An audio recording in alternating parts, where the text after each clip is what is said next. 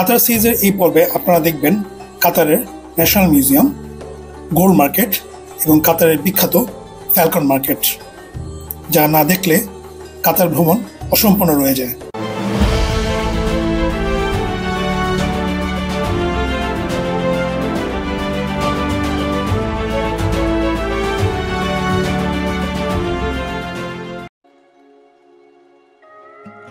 এই ভিডিওটি শুরু করছি কাতারের হামাদ ইন্টারন্যাশনাল এয়ারপোর্ট থেকে।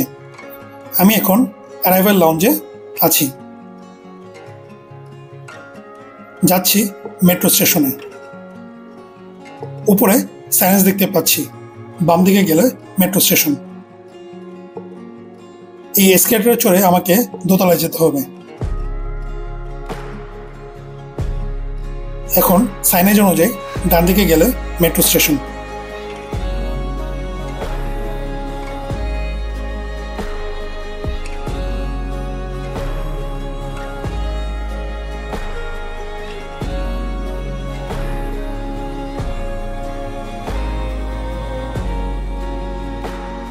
কাতার এয়ারপোর্টের অ্যারাইভাল হল থেকে মেট্রো স্টেশন বেশ দূরেই বোঝা যাচ্ছে। এটা সম্ভবত বাস স্টপ।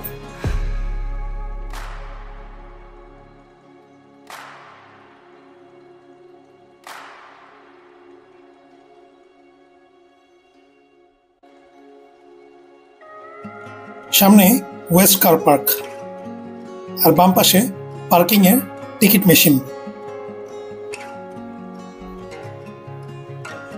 মেট্রো স্টেশনে যাওয়ার জন্য আমাকে আরো কিছুক্ষণ হাঁটতে হবে।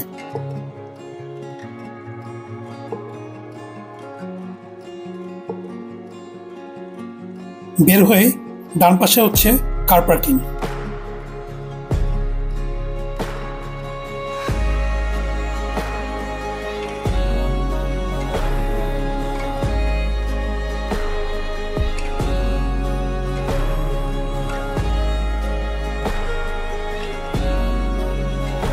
কাতার যেহেতু গরম প্রধান দেশ, তাই এয়ারপোর্টের অ্যারাইভাল বা ডিপার্চার লঞ্চ থেকে মেট্রো পর্যন্ত পুরোটাই এয়ার কন্ডিশনড রাস্তা আছে।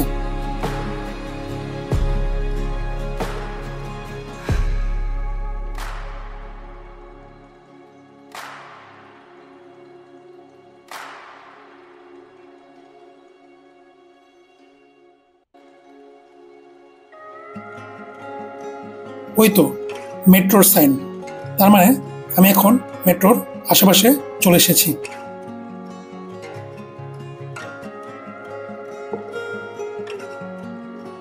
আমাকে লিফট দিয়ে নিচে নামতে হবে স্টেশনে যাওয়ার জন্য।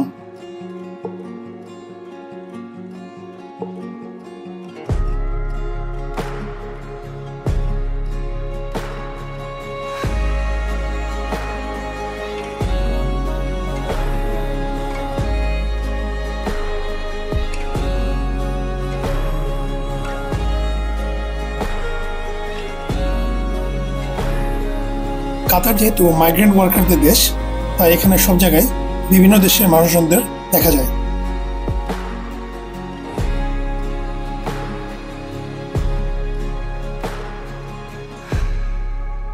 মেট্রো স্টেশনটা একদমই ফাঁকা। কার্ড পাঞ্চ করে আমাকে এখন নিচে নামতে হবে প্ল্যাটফর্মের জন্য।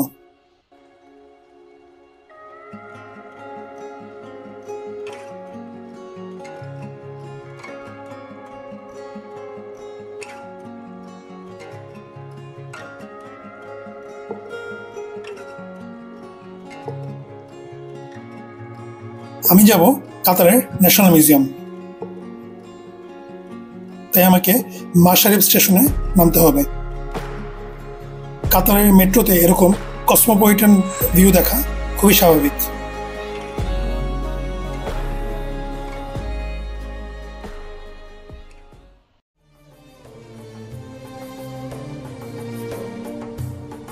আমি চলে এসেছি কাতার ন্যাশনাল মিউজিয়ামে। এটার আর্কিটেকচারাল ভিউ মার্ভেলাস। এটা কাতারের জাতীয় ফুলের আদলে তৈরি করা হয়েছে। স্বাভাবিকভাবে বাচ্চাদের হয়তো স্টাডি ট্যুরে এখানে নিয়ে আসা হয়েছে।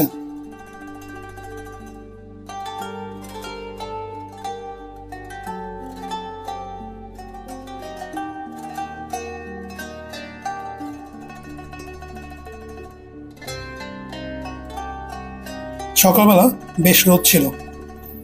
এই রোদের মধ্যেই আমি ন্যাশনাল মিউজিয়ামের ভিতরে ঢুকে পড়লাম।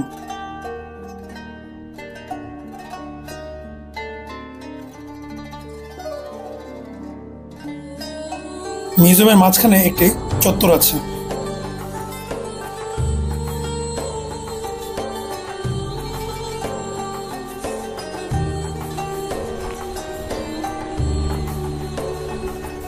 কাতারের ন্যাশনাল মিউজিয়ামের এই বিল্ডিংগুলো আমার কাছে অসম্ভব সুন্দর লেগেছে।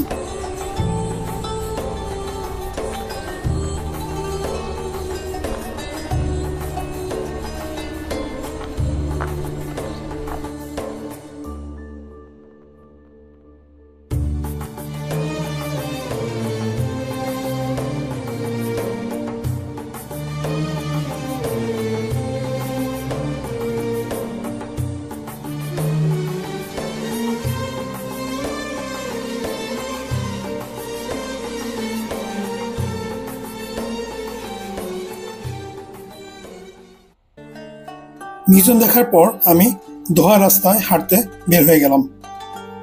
উদ্দেশ্য হেঁটে হেঁটে দোহা রাস্তার সৌন্দর্য দেখব।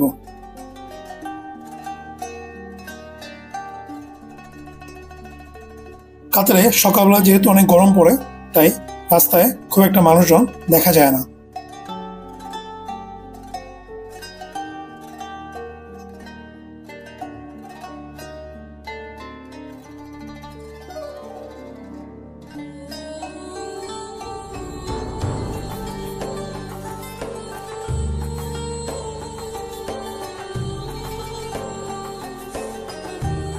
হাঁটতে হাঁটতে এই জায়গাটা থেমে গেলাম। কাতারের মরুভূমির বুকে এই সবুজ ঘাসগুলো বজায় রাখার জন্য দেখুন স্প্রিংকলারের ব্যবস্থা করা হয়েছে। বোঝাই যাচ্ছে কাতার সরকার এই সবুজের সমারোহ মেনটেন করার জন্য অনেক টাকা খরচ করে।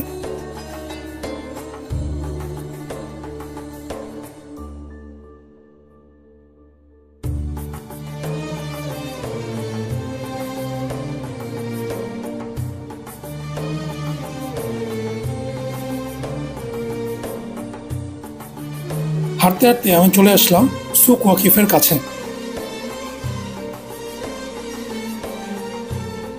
এখানে এসে একটি মার্কেটে ঢুকে পড়লাম। ঢুকতে দেখি গোল্ডের দোকান। আমার উদ্দেশ্য অবশ্য উইন্ডো শপিং করা।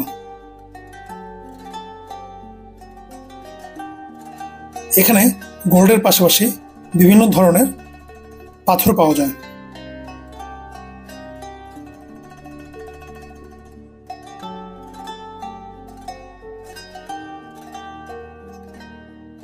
খুব আশ্চর্যজনকভাবে মার্কেটে তেমন কোনো ক্রেতা নেই।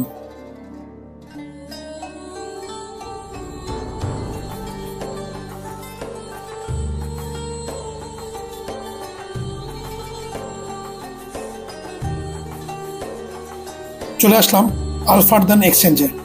এটা কাতারের একটি বিখ্যাত এক্সচেঞ্জ হাউস।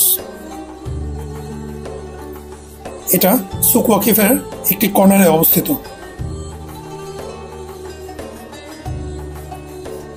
এখানে আপনি বৈদেশিক মুদ্রা বিনিময়ের পাশাপাশি বিভিন্ন দেশে টাকা পাঠাতেও পারবেন। আর এখান থেকে আপনি চাইলে গোল্ডের বারও কিনতে পারবেন।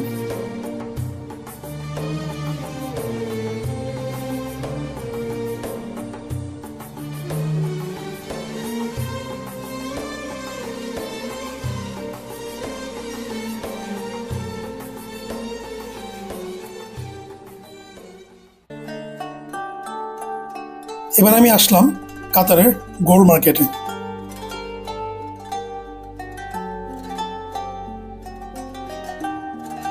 কাতারে আসলাম আর গোল্ড মার্কেট যদি না দেখি তা কি হয়। এই দোকানটা সম্ভবত কোনো বাঙালির দোকান, তাই এখানে বাংলা লেখা আছে। কাতারের গোল্ড মার্কেট দেখা শেষে আমি এখন সুক ওয়াকিফের ভিতরের দিকে যাচ্ছি। উদ্দেশ্য কাতারের একটি ঐতিহ্যবাহী দোকান দেখা, যেটা দেখার জন্যই আমি মূলত এখানে এসেছি। সুক ওয়াকিফের এই সাইডটা পাখির দোকান। এখানে বিভিন্ন প্রকারের পাখি পাওয়া যায়।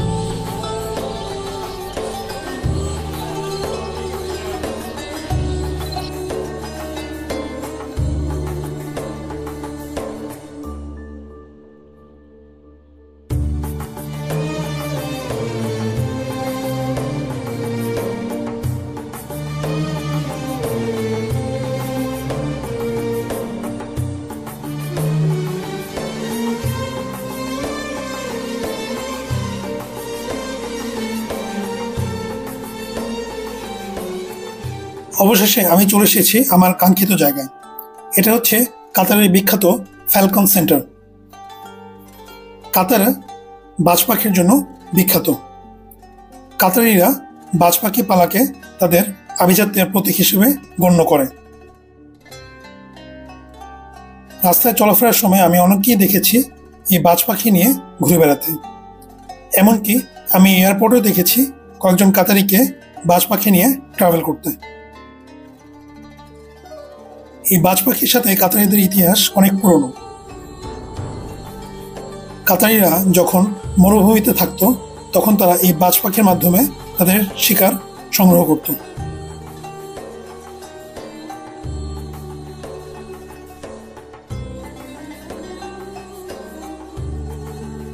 সেই থেকে এখনো কাতারিরা এই বাজ পাখি পালাকে তাদের শৌর্যবীর্যের প্রতীক হিসেবে গণ্য করেন।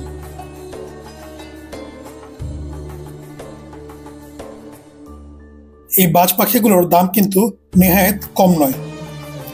সব থেকে ছোট বাজ পাখিটার দামও প্রায় 10,000 কাতারি রিয়াল, যা বাংলাদেশি টাকায় প্রায় 3,20,000 টাকার মতো।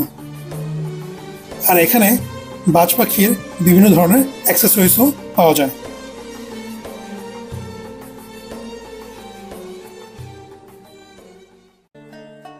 সবগুলো বাজ পাখিকে একটি হেলমেটের মতো ঢাকনা পরিয়ে রাখা হয়েছে যাতে তারা দেখতে না পায়। কাতারে আসলে আপনি যদি এই জায়গাটা না আসেন তাহলে আপনার কাতার ভ্রমণ কিন্তু অসম্পূর্ণ থেকে যাবে।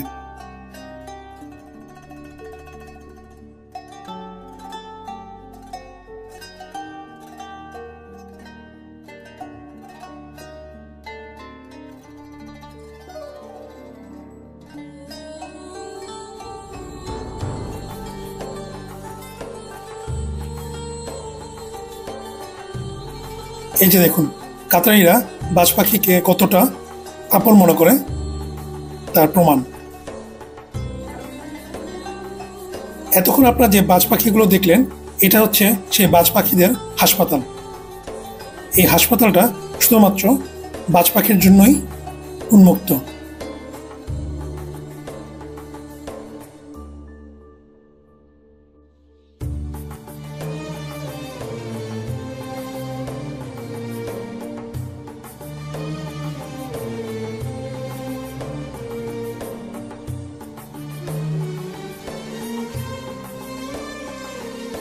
সুক ওয়াকিফ দেখা শেষে আমি এখন চলে আসলাম দি টর্চ টাওয়ার দেখতে। আর এর পাশেই বিখ্যাত ফুটবল স্টেডিয়াম, যেখানে বিশ্বকাপের খেলা অনুষ্ঠিত হয়েছিল।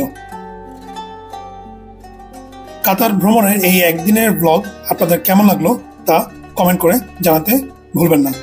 কাতার ভ্রমণের বাকি পর্বগুলো দেখতে চাইলে ইউটিউবের প্লেলিস্টে গিয়ে কাতার মেনু থেকে দেখে নিতে পারবেন।